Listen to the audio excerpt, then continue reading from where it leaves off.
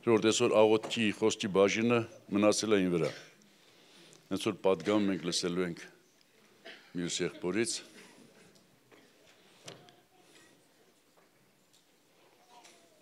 Միանգամից կարդամ, նախաբան չեմ ուզում ասեմ, բայց չէ, ամեն դեպքում մի բան ուզում ասեմ։ Ես հավատում եմ, որ ամեն անգամ ասել եմ։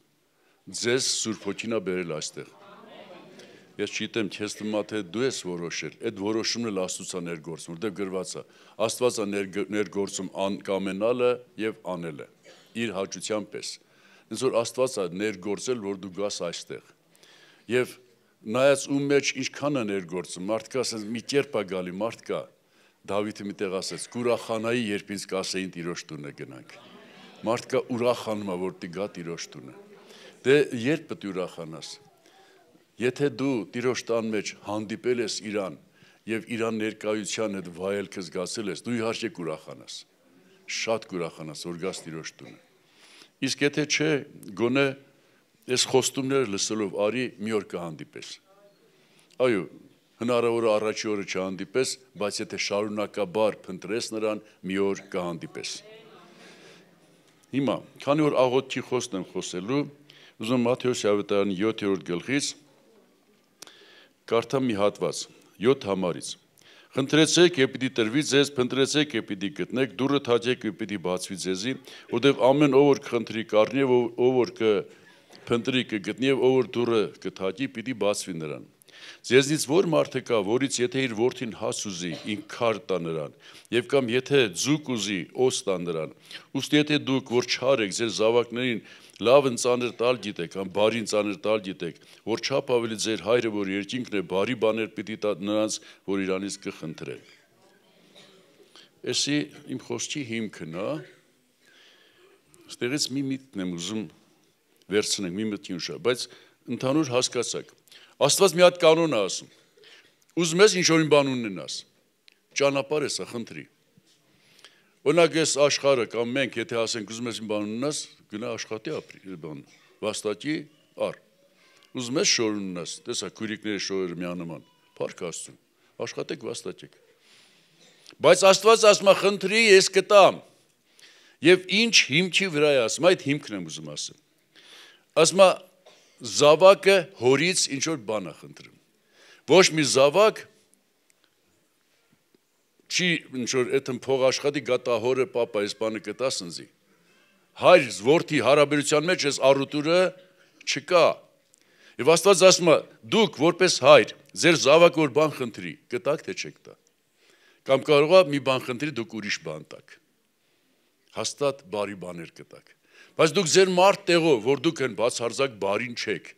որ կարում եք ձեր զավակներին բարի բաներ տաք, բայց ձեր հայրը, որ երկնքում է, որ բարության աղբյուրն է, չի տա, ես ասում եմ, որ հավատանք, որ կտա։ Հիմա, սա հիմքն է, բայց ես ուզում եմ այս հիմքից առաջ գնանք։ Ես հավատում եմ, որ, կամ սենց ասեմ, բոլորդ էլ գիտեք, ցանկացած մի գործ, ցանկացած մասնագիտություն իր ձևը, իր պայմաններ ունի։ Օրինակ, որ ասում են վարորդ, ավտոյի վարորդ։ Հասկանում ես, որ դի ինքը նստած լինի, ղեկնել բռնած լինի։ Վարորդը ինչ որ կանգնած կամ են սպորտսմենի նման ստոյկատված չի լինի։ Վարորդի դիրքը նստած, իսկ դարբնի դիրքը կանգնած է մուրճնել ձեռին։ Բժիշկն էլ սպիտակ խալաթով են չափիչ բանել վզից կախած։ Հասկանում եք, չէ՞, ամեն մեկ իր ձևը դիրքը ունի։ Հիմա ես ուզում եմ ինչ որ չափ փորձեմ ներկայացնել աղոթողի դիրքը։ Դե նկարներից տեսած կլինեք, սունկ եկած ձեռներս ես կամ ձեռներս ես։ Բայց ես ուզում եմ հոգևոր դիրքը ներկայացնեմ։ Օրինակ բժիշկը միայն խալաթ չի, ամեն խալաթ հագնող բժիշկ չի։ Բժիշկը պետք է սովորած լինի, բժիշկը պետք է սիրտ ունենա հիվանդի համար, բժիշկը Հիպոկրատի երդում է տալի, որ հիվանդների համար ինքը ինչ վարմունք պետք է ունենա, այսինքն այն հիմքերն են կարևոր, ոչ թե խալաթը։ Հենց որ ծունկ եկած ձեռներս ես, սա խալաթն է։ Այն որ Աստված ուզում է, որ ես ու դու ունենանք, որպես աղոթող, այդ մասին եմ ուզում երկու բառ խոսել։ Դե ուզում եմ 5 տականից, էլ չկարդամ, որ ասեմ կհավատաք։ 5 տականից ուզում եմ բաներ, որ ասում 5 տականից, որտեղ 5 տակարանում Աստված այն ձևերն է ցույց տվել, որի են հետևում Աստծո ուզած սիրտն է։ Արդեն հասկանում եք, Աստծո ուզած դիրքը մեր սրտի դիրքն է։ Ուրեմն ովքեր եկել են Աստծուն, ովքեր ուզեցել են Աստծո հետ հարաբերություն, կամ Աստծոց մի բան խնդրեն, առաջինը զոհաբերություն են արել։ Չէ, զոհաբերության բաներ են դեռ ասենց ասել։ Առաջինը զոհաբերություն են արել։ Հիշում եք այս բաները, ովքեր որ կարդացել են, հնարավոր չի առանց զոհաբերության մարդիկ գան Աստծուն, հասկացել են, որ զոհաբերություն է պետք։ Հիմա ես մի հատ չեմ ասում, ձեր փողերը հանեկցեք այդտեղ, բայց ասում եմ։ Բայց միայն փողը չի։ Այս որ քո ժամանակը տրամադրել ես, ես էլա առավոտ օր արթնանում ես, այն վաստի գործերից առաջ մի հատ Աստծո խոսքն ես կարդում եւ Աստծո առջև քո սիրտը բերում ես, աղոթ ես անում։ Այսիա իրիկունը քնելուց առաջ, երբ որ միտեղ պետք է որ մարդկանց օգնել, այդ մեզ օգնելու, պետք է Աստծո խոսք խոսել, այդ մեզ Աստծո խոսք խոսելու։ Այսինքն դու ժամանակ ես տրամադրում, էներգիա ես տրամադրում Աստծո ծառայություն անելու։ Սա էլ է զոհաբերություն։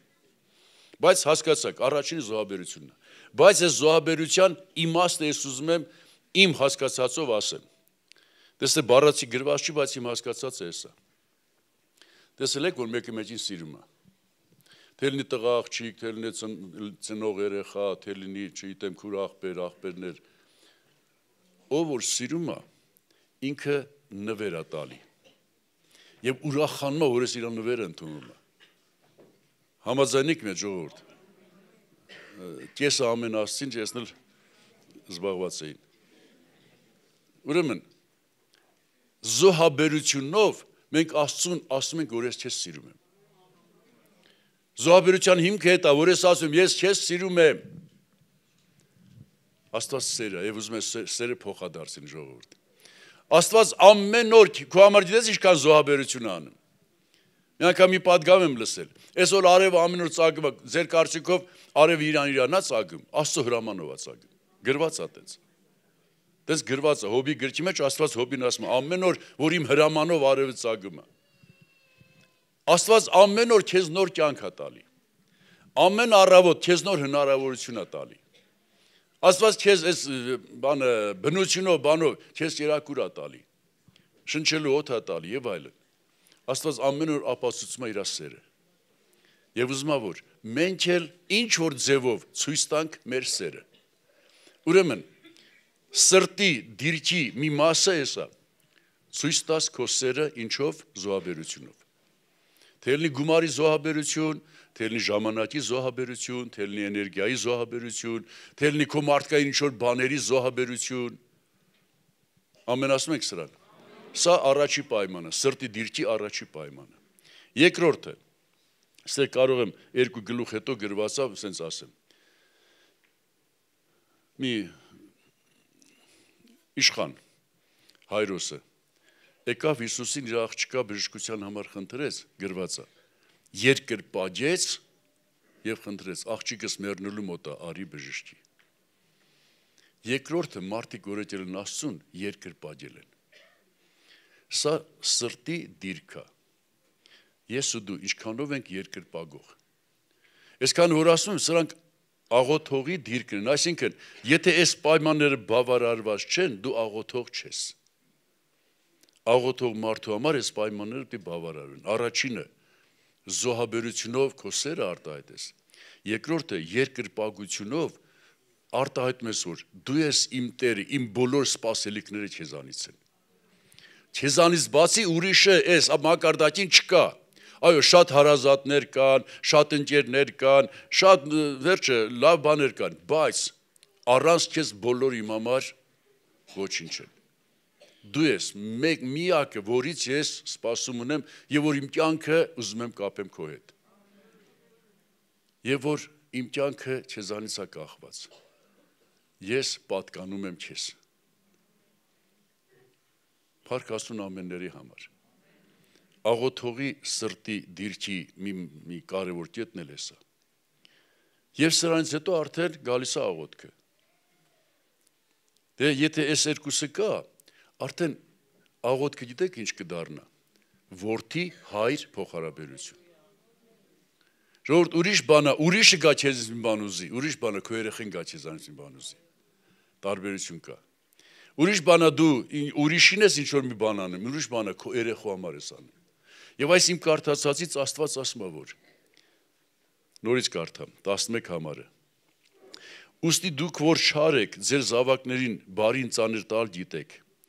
որ չափ ավելի ձեր հայրը, որ երկինքն է, բարի բաներ պիտի տա նրանց, որ իրանից կխնդրեն։ Աստված ուզում է, որ ինքը որպես հայր լինի մեր համար։ Մեր սրտի դիրքը լինի որդիական դիրք։ Եվ մենք թե զոհաբերությունով, թե երկրպագությունով ապացուցենք, որ ես քո որդին եմ, դու իմ հայրն ես։ Այսինքն ապացուցենք, որ այսինքն ես այդ դիրքը ընդունում եմ։ Մի ժամանակ ես այդ դիրքի մեջ չէի։ Ձեզանից եթե ոչ բոլորը շատ էլ, մի ժամանակ ես դիրքի մեջ չէինք։